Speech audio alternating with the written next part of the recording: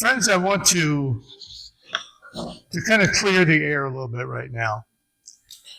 All the worries and the things that we have going on, and let them all go for a few minutes.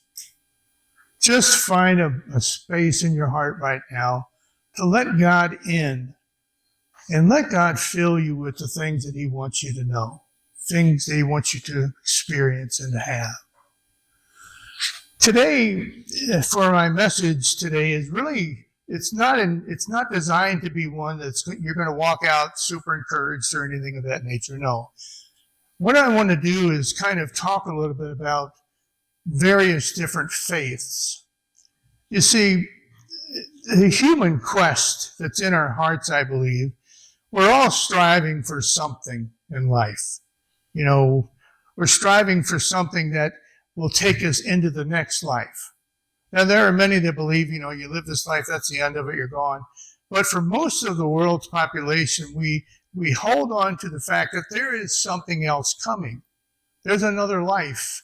And there's lots of different terms that are used depending upon the religion that we're talking about. For Christianity and Judaism, we would say we're on a pathway to salvation. We're going to be saved in the end, and there's something after that. For other religions, there's a term known as nirvana, which is kind of this peaceful existence where there's no pain and suffering. And then there's other ones. One of them would be enlightenment, which again is kind of this term that says all suffering and peace and knowledge will be there and everything will end. And another one of the faiths talks about liberation.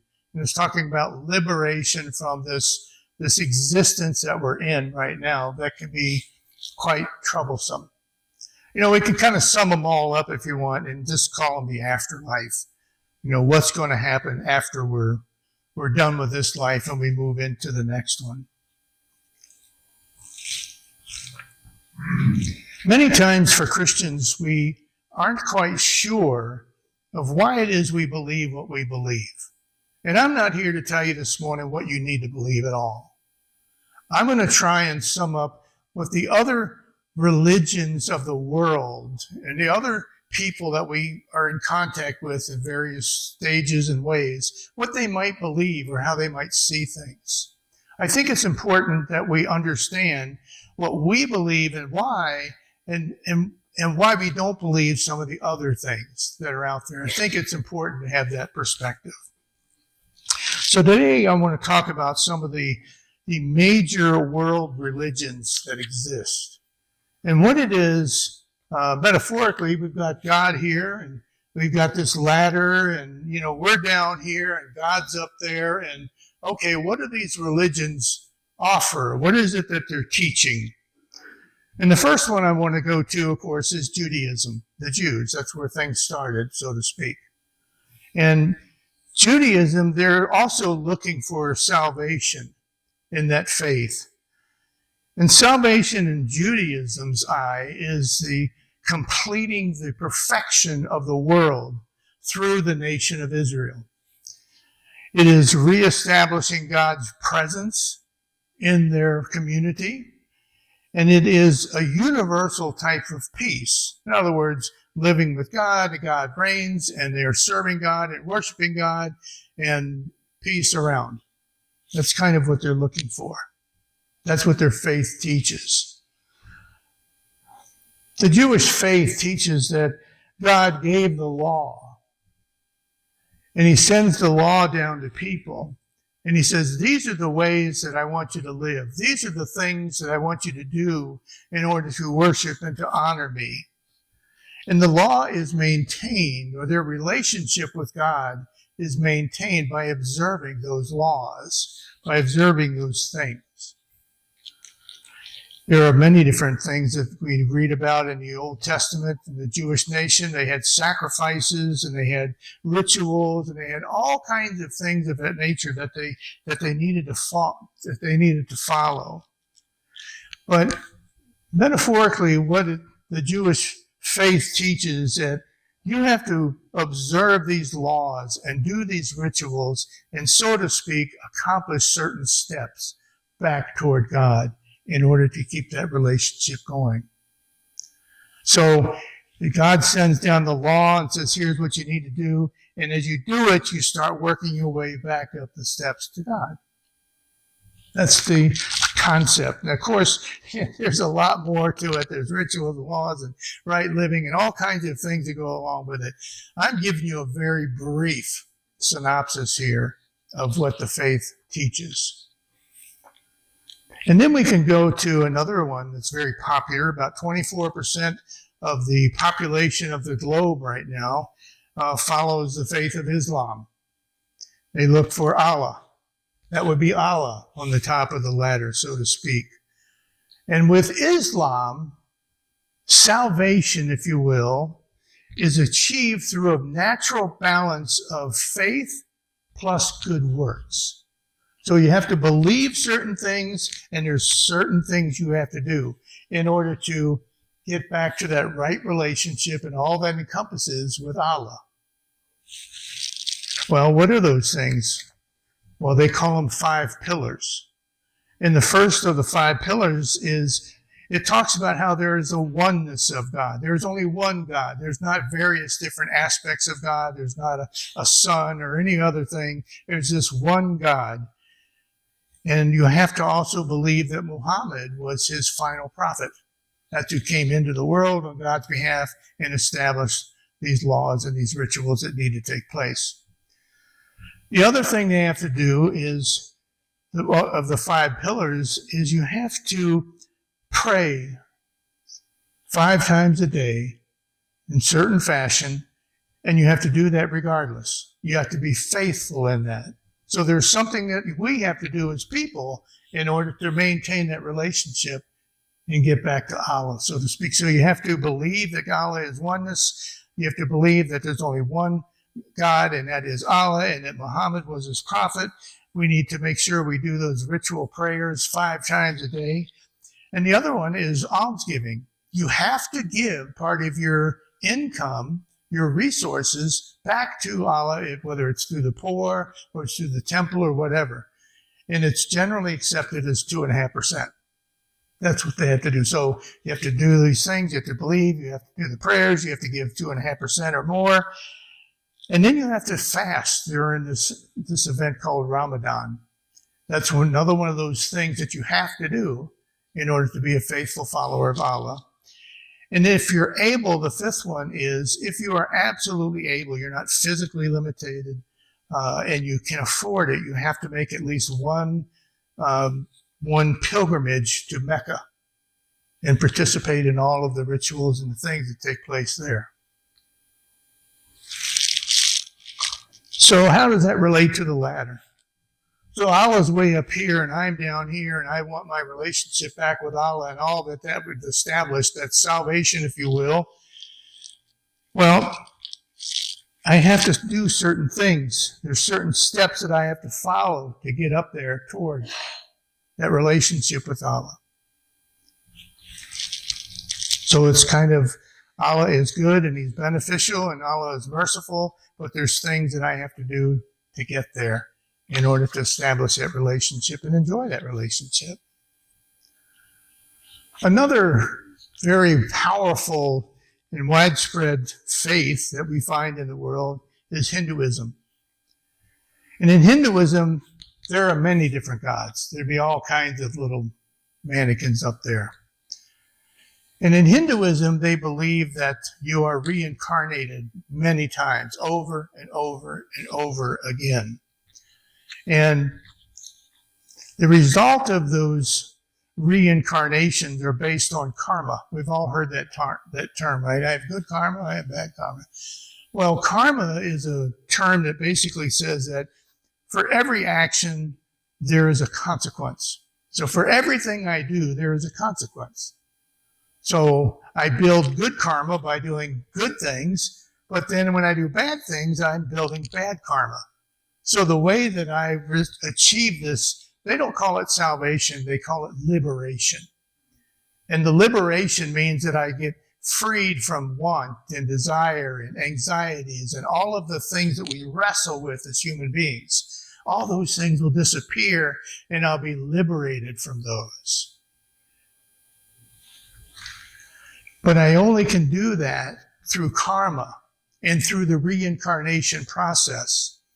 And the idea is, if I have more good karma than I do bad karma, then, I win. And when I'm reincarnated, if I have good karma, then I'll be reincarnated as something very good and fun and positive, right? A better life, so to speak. If I have too much bad karma, when I'm reincarnated, well, maybe I'll be an earthworm looking for bacteria to eat and end up on somebody's fishing hook. I don't know. You know what I'm saying, right? So it's based on karma. And when you look at the ladder, again, to achieve this liberation, I would have to do all of these steps, positive ones, good karma to get there. But if I'm doing bad karma, then I start going the other way. And in a nutshell, that's what Hinduism is all about. And again, the reincarnation process. One of the things about Hinduism is that, they believe that they can achieve that liberation through doing good things, but they have no proof of that. There's no writings, it's just part of the belief system. So it makes it a little bit more difficult. And then we get to Buddhism. Buddhism is one that only about 7% of the world, which is growing by leaps and bounds, are part of the Buddha religion or faith. And what Buddhism is teaching is that you can get to this thing not called God, but called enlightenment. And again, the outcome is very similar. You become freed from want and desire and suffering and need. And it really is a journey of self-cultivation. But when you're following Buddhism, there's an eightfold path that they call that you have to follow in order to achieve this liberation or this enlightenment. There's all these different terms. And you have to do that through right effort. You have to put forth the right effort. You have to put forth the right mindfulness, concentration on all of these good things. Now, Buddha never claimed to be a divine savior. He claimed to be enlightened to the point that he could show others how to get to this point of enlightenment, where again, all suffering and want, desire, and all of these things are gone. You enter into a state of blissfulness. So again, back to the ladder. There's steps that I have to make in order to achieve this thing called enlightenment.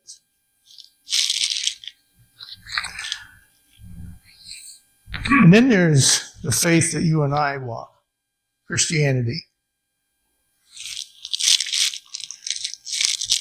Right now, there's about 3 billion, or there will be 3 billion people, they estimate, by the year 2050 in the world. 31% of the world right now follows the Christian faith. It's interesting that the largest concentration of Christians in the world today is in Africa. You know that ministry I show you every once in a while that we're supporting? Yeah, it's that kind of thing. They're on fire over there. It's amazing. So Christianity, in a nutshell, teaches that here's God, and he creates humankind, and we make mistakes, and we sin, and we're down here. And we're separated from this holy and perfect God. Separated from Him. Because of our own choices. Because of sin. And now we live in this imperfect world as everybody else, following all these other faiths. And we experience pain and suffering and want and desire and all of the same things that everybody else experiences. But in the Christian faith, salvation isn't earned. It's a free gift.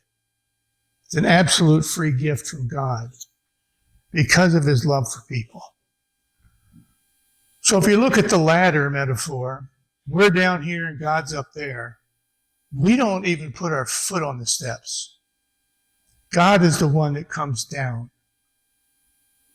That's what Christianity teaches. That we couldn't go up. God comes down to us in the form of His Son, Jesus Christ.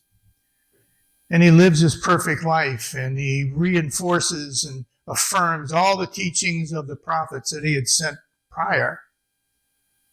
And then he ends up dying on a cross for the sins of all of humanity, everyone. They're all done. They're all paid for.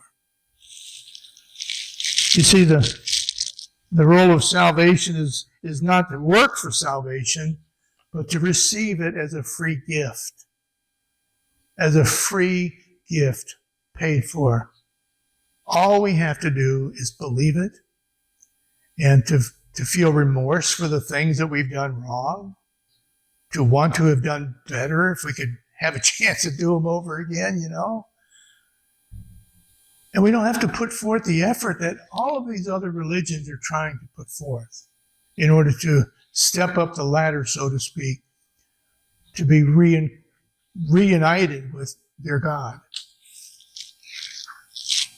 You see, it's quite a different idea. And I'm not here to tell you what to believe. Not at all. You have to make that choice. I have to make that choice. But all of us run into people that have various different thought processes when it comes to what the end of our life is going to look like. You know, the next life, whether it's salvation or enlightenment, or I'll become part of one of them is the Brahma, which is this overall collective, you know, soul of people. But we need to be informed about what it is that other people believe, and it helps us to make the choice of what we believe. So many times I run into people, and I love to ask the question, why do you believe what you believe? And it's deer in the headlights. Sometimes. Because we don't understand. It's something we were taught. It's something we've been ingrained with since we were kids. And that's partly why I believe it.